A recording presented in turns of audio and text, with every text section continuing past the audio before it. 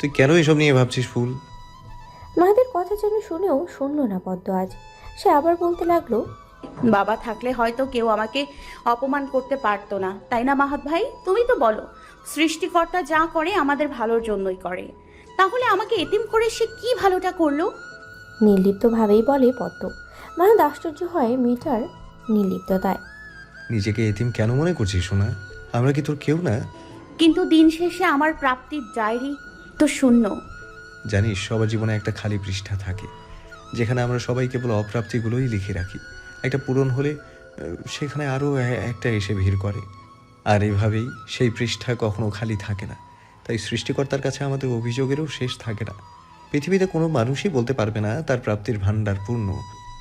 প্রত্যেক মানুষই অপূর্ণের যন্ত্রণায় ভোগে। মানুষকে যদি আল্লাহ সব দিয়ে দিত, তাহলে তাকে স্মরণ করার কেউ প্রয়োজন মনে করতো না। তবে যা আমাদের জন্য উত্তম, সে কেবল ওটাই তার বান্দার জন্য বরাদ্দ রাখে। তোর এই অপ্রাপ্তির মাঝেও হয়তো বিধাতা ভালো কিছু লিখে রেখেছে। বাবা কি সত্যিই মাকে ভালোবাসতো মাহাত ভাই? মাহাদ অবাকের উপরে অবাক হচ্ছে আজ। ওর পদ্ম এত কথা কেন জিজ্ঞেস করছে? কি চলছে ওর মনে? তাহলে কি সব সত্য জেনে গেছে মেয়েটা? মাহাদ চায় না পদ্ম এখনই সব জানুক। মেয়েটার মন ভীষণ কোমল, হয়তো সহ্য করতে পারবে না।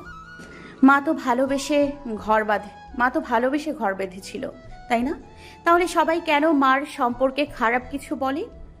ভালোবাসা কি অপরাধ মাহাত ভাই? দীর্ঘশ্বাস ফেলে মাহাদ। কি উত্তর দেবে ও? ভালোবাসা কি আসলেই অপরাধ? যদি না হয় তাহলে কেন তার ফুপুর সাথে এমন হলো? কেন তাকে ঠকতে হলো ভালোবেসে? মাহাদের কাছে সত্যি এর কোনো উত্তর নেই। ফুপুর কথা মাহাদের আজও মনে আছে। মানুষটি ওকে খুব যত্ন করত, অথচ ফুপুর জন্য মাহাদ কিছুই করতে পারেনি।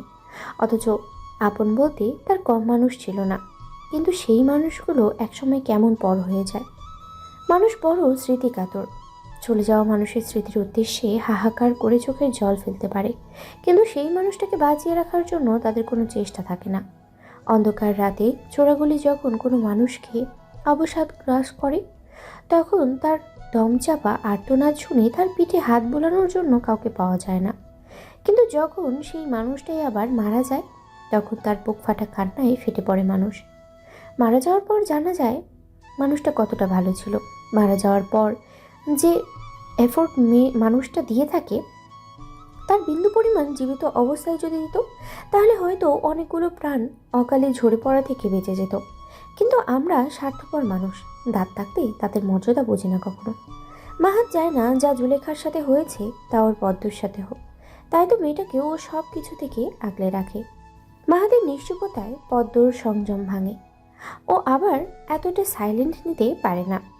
ওর মতে কথা বলা মানুষের মৌলিক অধিকার, তাই এর অধিকারের পূর্ণ ব্যবহার করা উচিত। কিন্তু ওর মাহাত ভাইকে আবার কিছুক্ষণ পর পর ভূতে ধরে, তখন একদম চুপ হয়ে যায় মানুষটা। কি যে ভাবে সারাক্ষণ আল্লাহ ভালো জানে।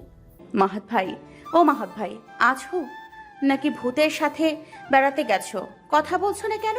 কখন ধরে আমি একাই বকে যাচ্ছি, অথচ তুমি তো লজ্জাবতী বউ সেজে বসে আছো। আজীব। কি প্রশ্ন করে সে। মাহাত চোখ পাকায়। না মানে আমি কতবার ডাকলাম, তুমি একবারও জবাব দিলে না। ভাবলাম তুমি হয়তো প্যারানর্মাল সোসাইটির মেম্বার হয়ে গেছো, তাই তো কথা বলছো না। মাহাত বিপল মনে হয় ও 1000 বছর পিছিয়ে চলে গেছে এবং ডাইনোসরের সামনে দাঁড়িয়ে আছে। কিসব বলে ইমি। মাহাত দীর্ঘশ্বাস ফেলে নিজের বিহবল লুকায়। এই তো একটু আগে ইমোশনাল কথা বলে ওকেও কত কিছু ভাবতে বাধ্য করলো, আর এখন আবার নিজের ফর্মে চলে এসেছে মেয়েটা। দেখো আবার সেই নীরবতা। তুমি ঠিক আছো তো মাহাত ভাই? কি এত চিন্তা সারাক্ষণ? পদ্ম, আজকের জন্য ব্যাস, আর কোনো কথা না। আমার মনে হয় তোমাকেও বড় মামির ভূতটা চেপে ধরেছে। আজকাল তুমি নিজেও নিজের কপাল চাপড়াও মনে হয়, এই বলে তোমার বিয়ে হয় না কেন? তাই তো আজকাল একেবারে দেবদাস সেজে ঘুরে বেড়াচ্ছ। একবার নিজের থোবড়া আয়নায় গিয়ে দেখেছো? পুরো আমাজনের জঙ্গল এসে তোমার মুখে বসবাস করছে। তুমি এই ঘাস ফুলগুলো কাটছো না কেন? দেখবে তোমার রূপে পাগল হয়ে কোনো এক ম্যাম সাহেব ভূত এসে তোমাকে চেপে ধরছে। না হলে নির্ঘাত মানুষ তোমাকে অচিরেই দ্য মিউজিয়াম অফ ডেথ এ রেখে আসবে। তোর মতো একটা জীবন্ত ভূত থাকতে আর কোনো ভূতের কি সাধ্য আছে আমার ঘাড়ে চেপে বসার? বল, তুই তো ভূতের সর্দার রানী। গম্ভীর মুখে বলে ও। পদ্ম মাথা নেড়ে সম্মতি জানায়, যেন কোনো উচিত কথাই বলছে ও। এটা সত্য, ভূত বেচারি আমাকে দেখলে সেও উল্টো পায়ে হাঁটা লাগাবে, এটা আমি অস্বীকার করতে পারি না। কিন্তু তুমি ঘাস ফুলগুলো কাটছো না কেন? তোমার কাছে কি টাকা নেই? তুমি চাইলে আমি তোমাকে কিছু ধার দিতে পারি। আমার বড় একটা মন আছে, আমি এই বাড়ির মানুষগুলোর মতো কিপটে না। তাই? তাহলে শুনি আমার পদ্মর ভাণ্ডারে কত টাকা আছে? এই তো 50-60 তো হবেই। তুমি চাইলে তা নিতে পারো, পরে অন্য সময় না হয় তুমি আমাকে দিয়ে দিও, এতে আমার কোনো সমস্যা হবে না। থাক, তার আর প্রয়োজন নেই। পরে যদি দিতে না পারি তাহলে তুই আবার আমার নামে মামলা করে দিবি। আমি জীবনে রিস্ক নিতে চাই না। আই প্রমিস, আমি এমন কিছু করব না। পদ্ম, একদম চুপ। এবার সত্যি রাগ উঠছে, আর আমার মেজাজ চটে গেলে তোকে তুলে এখানেই একটা আছাড় মারবো। তাই চুপচাপ একটু ঘুমা। ব্যাস হয়ে গেছে। আর কি কিছু বলা যায়? আসলে এই মানুষটার কথা উপেক্ষা করার মতো সাহস নেই পদ্মর। তাই কষ্ট হলেও এই মুহূর্তে নিজেকে শান্ত করে নেয় ও। চুপচাপ মাহাদের কথায় চোখ বুজে ফেলে। ওর কোনো চিন্তা নেই। ওর মাহাত ভাই ওর পাশে থাকলেই চলবে। এই একটা মানুষের কাছেই তো ওর সকল আবদার, আস্থা, বিশ্বাস মিশে আছে। বাকি কারো রাগ বিরাগ নিয়ে ওর কোনো চিন্তা ভাবনা নেই। কিছুক্ষণ পর পদ্মর ভারী নিঃশ্বাস বলে দিল, সত্যি মিঠা ঘুমিয়ে পড়েছে। আর পদ্মকে শুইয়ে মাহাত চলে যায় নিজের কক্ষের দিকে। আশ্চর্য হলেও সত্য, একটু আগে মাথা ব্যথাটা ওর এখন আর নেই। যেন কোনো জাদুর কাঠি এসে ওর সকল মাথা ব্যথা, শরীর খারাপ, ঘুম দূর করে দিয়েছে। মাহাত জানে এই জাদুর কাঠির নাম কি। অম্লান হেসে বলে, ঘাম ছেড়ে জ্বর সারার পরই কাপড়গুলো আর চেঞ্জ করা হয়নি মাহাদের। এখন নিজেরই খুব অস্বস্তি লাগছে, গাটাও কেমন ম্যাচ ম্যাচ করছে। একটু ফ্রেশ হওয়া খুব প্রয়োজন। যেমন ভাবা তেমন কাজ। মাহাত তাই ঘরে এসেই ওয়াশরুমে ঢুকে পড়ল। শাওয়ারটা চালানোর আগে বেসিনের সামনে বড় আয়নাটার উপরে চোখ পড়তেই খেয়াল হলো আসলে ওকে পাগলের মতো লাগছে। বেশ কয়েকদিন ধরে কাজের চাপে নিজের প্রতি খেয়াল রাখা সম্ভব হয়ে ওঠেনি মাহাদের। আর এতে মুখের ঘাসগুলো গজে অনেক বড় আকার ধারণ করেছে। ওকে দেখলে হয়তো যে কেউই পদ্মর মতোই বলবে। ওর বা কি দোষ? ফুপু যাওয়ার পর থেকে সিরাজুলের শারীরিক অবস্থা ভালো যাচ্ছিল না। বোনের শোকে মানুষটা কেমন দিন দিন নিস্তেজ হয়ে পড়েছিল। বাড়ির ব্যবসা সব তখন লাটে উঠত, যদি না মাহাত শক্ত হাতে সব সামলে নিত। খুব অল্প বয়স থেকেই মাহাত পরিবারের দায়িত্ব নিজের কাঁধে তুলে নিতে বাধ্য হয়। পড়াশোনার পাশাপাশি মাহাত নিজের পারিবারিক ব্যবসা চালিয়ে যেতে থাকে। আর এসবের মাঝে কখন যে নিজেকেই ভুলে গেছে তা হয়তো ও নিজেও জানে না। আজকাল আর এসবের হিসাব রাখে না। তবে সামাজিকতা রক্ষার্থে এবার অন্তত এই অভদ্র দাড়িগুলো একটু হলেও ছাঁটাই করা দরকার। কিন্তু এখন বাইরে গিয়ে এসব কাটার মতো মুড বা সময় কোনোটাই মাহাদের নেই। তাই বিরক্ত মুখে তাক থেকে রেজাল্টটা তুলে নেয়। প্রায় 8 ঘন্টা বাদে মাহাত ওয়াশরুম থেকে বের হয়। তখন তাকে বেশ ভালোই দেখায়। ক্লিন সেভ মুখ আর স্ক্যানের পরে ঝরঝরে চেহারার মাঝে মুগ্ধ লাগছে না আয়নায়। নিজ মনে বলে হাসে মাহাত। আলমারি থেকে কিছু কাপড় বের করে ঝটপট পরে তৈরি হয়ে নেয় মাহাত। আর কতক্ষণ ও বাড়িতে বন্দি থাকবে, তাই এখন বের হওয়ার সিদ্ধান্ত নেয়। নিজেকে পরিপাটি করে সাজিয়ে গুছিয়ে নিয়ে ওয়ালেট, মোবাইল আর রুমালটা নিয়ে যেই না বের হওয়ার জন্য উদ্যত হয়, হঠাৎ সামনে এসে দাঁড়ায় পদ্ম। মাহাত অচম্বিত। পদ্মকে এখন মোটেও আশা করেনি। নিজেকে সামনে প্রশ্ন করে, তুই এখানে কি করছিস ফুল? আমি না দেখলাম তুই ঘুমিয়েছিলি? ঘুমিয়েই তো ছিলাম, কিন্তু হঠাৎ একটা বাজে স্বপ্ন এসে আমার ঘুমটা নষ্ট করে দিল। মাহাত ভাই, জানো আমি কি দেখেছি? একটা ভূত এসে আমার গলা চেপে ধরে, তাও সাদা ভূত। ভূত কি সাদা হয় মাহাত ভাই? আসলে ভূত চরিত্র নিয়ে বিশেষ অভিজ্ঞতা আমার নেই, ভূত দর্শন তেমন ঘটেনি তো আমার সাথে। ফোঁস করে শ্বাস ছাড়ে মাহাত। ঘুমালে উল্টোপাল্টা স্বপ্ন দেখা পদ্মর অভ্যাস, আজও ব্যতিক্রম নয়। এমন ওর সঙ্গে বহুদিন ধরেই চলছে। নিজেকে ধাতস্থ করে কিছু বলতেই, কিন্তু তুমি কোথায় যাচ্ছ মাহাত ভাই, তাও এমন ভুল মানুষ সেজে? তোমার না শরীর খারাপ? কোমরে হাত দিয়ে প্রশ্ন করছে পদ্ম। মাহাত হেসে ফেলে তার কথা বলার ভঙ্গি দেখে। আমি এখন ঠিক আছি ফুল, আর একটু বাইরে যাচ্ছি। তোর কিছু লাগবে কিনা বল, আমি আসার সময় নিয়ে আসবনি। তেমন কিছু লাগবে না, তবে আমিও তোমার সাথে যাব। কিসের খুশিতে তুই আমার সঙ্গে যাবি? দাবি কি তোর? দাবি কিছুই না, কিন্তু রাস্তাঘাটে হঠাৎ যদি তোমার আবার শরীর খারাপ করে, বা যদি মাথা ঘুরিয়ে রাস্তার মাঝে পড়ে যাও, তখন কেউ তো থাকার প্রয়োজন। তোমাকে সুস্থ স্বাভাবিকভাবে বাড়িতে নিয়ে আসার জন্য, তাই আমারও যাওয়া প্রয়োজন। নাটকীয়ভাবে বলেও, বাহ, কি দারুণ কথা। এমন উদ্ভট চিন্তার জন্য হলেও এই মেয়েটাকে একটা অস্কার দেওয়া দরকার। ওর বলতে ইচ্ছে হয়, তার কোনো প্রয়োজন নেই, আমি ঠিক আছি এখন ফুল। তুই নিজের খেয়াল রাখা শিখ আগে। আমাকে নিয়ে তোর এত মাথা ঘামাতে হবে না। কিন্তু তার কাছে অপশন নেই। এই মেয়ে আজ ওর চুপ থাকার প্রতিশোধ নেবে। মাহাদ না করলে আজ বাড়িতে বন্যা বেয়ে যাবে, তাও পদ্মর চোখে জলে। মাহাদ মাঝে মাঝে অবাক হয় পদ্মর চোখে এত পানি আসে কোথা থেকে। গাই গুই করে গোমরা মুখে অবশেষে ও হ্যাঁ বলে। তাছাড়া অমন জলজল চোখের সামনে বিশেষ প্রতিবাদ চলে না, তাই ও চেষ্টাও করেনি। কপালে যখন ঝাঁটা নাচে তখন গাইগুই করে কোনো লাভ হয় না। মাহাদের পেছন পেছন টলতে টলতে হাঁটছে পদ্ম, মুখে তার কৌতূহল চারপাশ দেখার। সে দেখছে আর অবাক হচ্ছে। খুব বেশি বাইরে তার আশা হয় না, তাই বাইরের জগৎটা তার কাছে আজও অজানাই রয়ে গেছে। আর যদি কালভ্রান্তে বেরো হয়, মাহাদ ওকে বাচ্চাদের পার্কে নিয়ে যায়। সেখানে ঝোলা ঝুলে বা বাচ্চাদের সাথে কেবল ট্রেনে চড়ার অভ্যস্ত পদ্ম। তবে আজ তার মাহাদ ভাই কলিজা বড় করে ওকে এত সুন্দর একটা জায়গায় নিয়ে এসেছে। নাম কি এই জায়গা?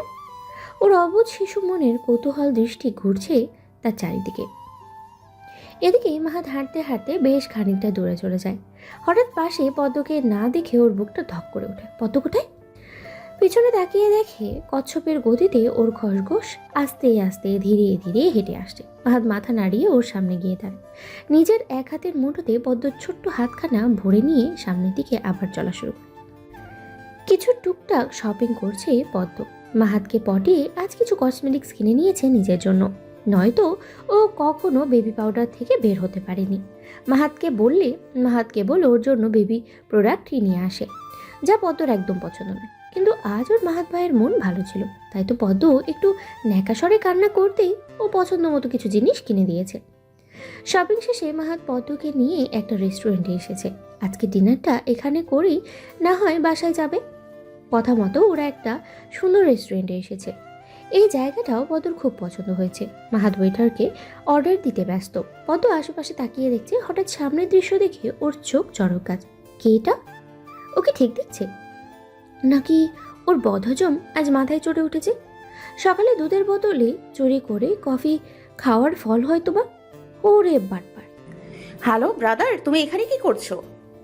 এই চেনা পরিচিত কণ্ঠটা শুনেই যে আতঙ্কিত হয়ে ওঠে আকাশ, তা ওর মুখ দেখলেই যে কেউই বলে দিতে পারে। মুখের হাসি হঠাৎ করেই ওর মিলিয়ে গিয়েছে। গোমরা বদনে ঝড়ের পূর্বাভাস। মনে মনে ভাবে, এই ডাইনি এখানে কি করছে? কিন্তু মুখে মেকি হেসে জিজ্ঞেস করে, আরে পদ্ম, দেখি তুই এখানে কি করছিস? আমার কথা ছাড়ো ব্রাদার, তুমি যে এখানে মেয়ে চড়িয়ে ঘুরছো, তোমার বউ কি সেটা জানে? কি বউ? কার বউ? আকাশ, তুমি বিবাহিত? একদম না, এ মেয়ে মিথ্যে বলছে বাবু। আমি তো একেও চিনি না। এই পদ্ম, তুই মিথ্যে কেন বলছিস? তুমি না বললে তুমি ওকে চিনো না? হ্যাঁ রাইট, আমার দূরের কোনো এক আত্মীয় লাগে মেয়েটা, বাস। কিন্তু আমরা তো এক বাসায় থাকি। ব্রাদারের রুম আমার রুম থেকে মাত্র 2 ঘর পরেই। একে দূর বলাই চলে। পদ্ম কাজ ঝাঁকিয়ে বলে, তার মানে কি? কি সব বলছে এই মেয়ে? তুমি আর এই মেয়ে এক বাসায়? এই মেয়ে একটা পাগল সোনা, তুমি কেন ওর কথা শুনছো? ও পাগল না, তুমি একটা। আস্তাগফিরুল্লাহ, কি বলছো এসব? এসব শোনার আগে আমার মৃত্যু কেন হলো না? আমি তোমাকে কতটা ভালোবাসি, আর তুমি নাকি ছি। চলে যাও এখান থেকে। যেখানে বিশ্বাস নেই সেখানে ভালোবাসা মৃত। আজকের ডিনার এখানেই ক্যান্সেল। তুমি একাই বাসায় চলে যাও। আমি আর এই কষ্ট নিতে পারছি না। কোনটা সত্য আর কোনটা মিথ্যে মেয়েটা বুঝতে পারল না, কিন্তু এতটুকু বুঝলো আজ আর ওর ফ্রিতে ডিনার করা হবে না। মেয়েটা পদ্মর দিকে একটা জ্বলন্ত দৃষ্টি নিক্ষেপ করে চলে গেল।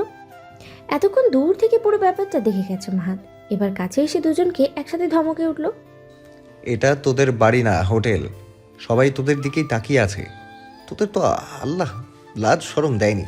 অন্তত আমার কথাটা চিন্তা কর। বড় ভাইয়ের সামনে মেয়ে নিয়ে ধরা খাওয়ার কিছুটা অপ্রস্তুত ছিল আকাশ। এখন বুঝলো এই অভদ্র মহিলা এখানে কেন। আকাশ নিজের দোষ লুকাতে বিরক্ত কণ্ঠই শুধালো, ভাই, এই পেচিকে সাথে করে কেন বের হলে? তুমি জানো না ওর মানুষ কামড়ানোর রোগ আছে। এই, একদম বাজে কথা বলবে না। তেলে বেগুনে জ্বলে ওঠে পদ্ম। আকাশ হাসে, মুখ ভেঙিয়ে বলে ওঠে, পেচিকে পেচি বলবো না তো কি বলবো, মহারানী ভিক্টোরিয়া। আনাই মুখ দেখেছিস নিজের, একদম পেঁচার মতো। লাফিয়ে ওঠে পদ্ম। তারপর কোনো দিকে না তাকিয়ে একেবারে চেপে ধরে আকাশের চুলের মুঠি। হিসিয়ে বলে, বলেছিলাম না আমাকে প্যাচি বলে ডাকবে না। আর একবার যদি প্যাচি বলে ডাকো তাহলে আমি তোমার সব চুল ছিঁড়ে ফেলবো। বদমাস ছেলে, আমাকে তোমার কি মনে হয়? হ্যাঁ, আরে ছাড় শয়তান মেয়ে, আমার স্বাদের চুল। আকাশ কাইকুই করে ওঠে। মাহাত কি বলবে এদের ভেবে পাচ্ছে না। এই দুটো সামনাসামনি এলেই দু সতীনের মতো ঝগড়া করে। এটা কেবল এখন নয়, সে ছোটবেলা থেকেই। এক পাগলকে সামলানো যায়, কিন্তু দুই পাগল একসাথে হলে চুলাচুলি তো হবেই। মাহাত আশেপাশে তাকিয়ে বলে, কি করছিস তোরা? কি বাচ্চা যে পাবলিক প্লেসে এমন হাতাহাতি করছিস? আমরা হাতাহাতি করছি না মাহাত ভাই, চুলোচুলি করছি। আমাকে উল্টাপাল্টা কেন বললো? সরি বলতে বলো ব্রাদারকে। Sorry my foot. নিহাত আমি মহিলাদের সম্মান করি, না হলে এতক্ষণ তোর হাত পা ভেঙে বুড়িগঙ্গায় ফেলে আসতাম। মাহাত হতাশায় মাথা নাড়ে। আজ আর ওর ডিনার করা হবে না। ওয়েটার ভদ্রভাবে তার হাতে খাবারের ব্যাগটা ধরিয়ে বুঝিয়ে দিল তারা ঝামেলা এড়াতে চায়। মাহাত বিরস মুখে বিল মিটিয়ে বাইরের দিকে হাঁটা ধরে। তবে যাওয়ার আগে ম্যানেজারকে রিকোয়েস্ট করে পুলিশকে ফোন লাগাতে। পুলিশ এসে যেন এদের ধরে নিয়ে কোনো জঙ্গলে ছেড়ে আসে। পদ্মকে বীজগণিতের সূত্রগুলো 100 বার লেখার শাস্তি প্রদান করেছে মাহাত, কিন্তু পদ্ম লিখছে না, বরং টেবিলের উপরে কোনোই ঠেকিয়ে গালে হাত রেখে উদাসীন দৃষ্টি রেখে বসে আছে। লেখার কোনো আগ্রহ আছে কি না মেয়েটার মধ্যে সন্দেহ। বর্তমানে ওর মন ধ্যান পড়ার থেকে সম্পূর্ণ বিচ্ছিন্ন হয়ে বা বহিরাগত কোনো জগতে যেন হারিয়ে গিয়েছে। বাহিরে শ্রাবণ ধারার বর্ষা বইছে, বড্ড আদুরে ঠান্ডা পরিবেশ। এমন পরিবেশে ঘরে পড়ে থাকা খুব বেমানান, কিন্তু পদ্ম বাধ্য হয়ে ঘরকোনো হয়ে বসে আছে, কারণ পদ্মর কাছে আর কোনো অপশন নেই। তাই তাকে বসে থাকতে হচ্ছে মাহাদের রুমে ছোট্ট পড়ার টেবিলটাতে। টেবিলটা একেবারে জানালা সংলগ্ন করে রাখা, ফলপ্রসূ হুড়হুড় করে ঠান্ডা বাতাস হালকা নীল রঙের কটনের পর্দা ভেদ করে খুব সহজেই রুমে প্রবেশ করতে সক্ষম। এই স্নিগ্ধ বাতাসের ছায়ায় পদ্মর মন মেজাজও আজ ফুরফুরে। আকাশে ক্ষণে ক্ষণে বিজলি চমকাচ্ছে, বাতাসের বেগ বাড়ছে। সেই বাতাসে সে ছুঁয়ে দিয়ে যাচ্ছে পদ্মর কোমল বদনটিতেও। পদ্ম বসে এক মনে জানালার দিকে তাকিয়ে বাইরের নয়নভিরাম প্রাকৃতিক ঝড় মন ভরে উপভোগ করছে। মন তো ছুটে যেতে চাইছে এই শ্রাবণ মেঘের স্রোতে নিজেকে ভাসিয়ে নিতে, কিন্তু তা বললে কি আর করা যায়? মাহাদ নামক শেয়াল ওকে চিবিয়ে শরবত বানিয়ে খেয়ে ফেলবে। কারণ অবশ্য যথেষ্ট আছে। বৃষ্টির পানি পদ্মর জন্য ক্ষতিকর। ভারী মাত্রার অ্যালার্জি আছে ওর। গায়ে পড়লেই ডালের মতো রক্ত জমাট বেঁধে ছড়িয়ে পড়ে সারা শরীরে। এরকম বিচুটি পাতা গায়ে মাখলে যেমন জ্বালাপোড়া করে, তেমনই অনুভব হয় পদ্মর। তাই তো মাহাত পদ্মকে বৃষ্টিতে ভেজা একেবারে নিষেধ করে দিয়েছে। অথচ বৃষ্টি খুব পছন্দ পদ্মর। ভালোবাসে বলতে গেলে এক প্রকার, কিন্তু কি কপাল পদ্মর! ভালোবাসার বস্তুটি পদ্মর একেবারে ধরা ছোঁয়ার বাইরে, বলতে গেলে নিষিদ্ধ ওর জন্য। কিন্তু প্রকৃতি বলে সকল নিষিদ্ধ বস্তুর প্রতি মানুষের চাওয়া আকাঙ্ক্ষা থাকে বেশি, পদ্মর ক্ষেত্রেও সেম। তাই এই নিষিদ্ধ বস্তুটিতে পদ্ম সত্যি একদিন হারাতে চায়। রিকশার হুড খুলে সারা শহর ঘুরতে যায়, বৃষ্টির পানিতে গা ভেজাতে মন চায়। হঠাৎ ফোনে টুংটাং শব্দে পদ্মর জাগন্ত ঘুম ভেঙে গেল।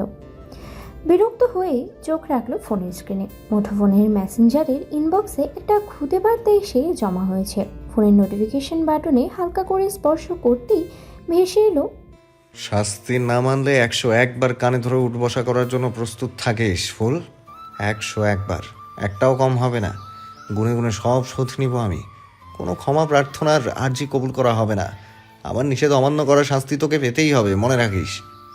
পদ্ম বিতৃষ্ণা মুখ পাকালো, নাক ফুলিয়ে শক্ত হয়ে থম মেরে বসে রইল বেশ কিছুক্ষণ। ভুলক্রমেই কোনো নড়াচড়া নেই তার মধ্যে। এত নির্দয় কেন ওর মাহাত ভাই? কি করেছে ও? শুধু এলাকার ছেলেদের সাথে একটু ক্রিকেট খেলেছিল, আর ছক্কা মারতে গিয়ে একজনের জানালার কাচ আর একজনের মাথা ফাটিয়ে ফেলেছে। আর বা কি করেছে? এটা তো খুবই সামান্য একটা বিষয়। বড় কিছু পেতে হলে এমন ছোট ছোট কিছু স্যাক্রিফাইস তো করতেই হবে জীবনে। এতে এত হাইপার হওয়ার কি আছে? কিন্তু না, ঘটনা না রটলে কিছু মানুষের পেটের ভাত হজম হয় না। আসলে সবাই হিংসায় চলে, তাই তো কানপোড়া দিতে অমনি নালিশ গিয়ে পড়ে মাহাত ভাইয়ের কাছে। আর মাহাত ভাইটাও যেন কেমন, শোনা মাত্রই সমস্ত কাজকর্ম ফেলে দোকান ছেড়ে ছুড়ে চলে আসে খেলার মাঠে।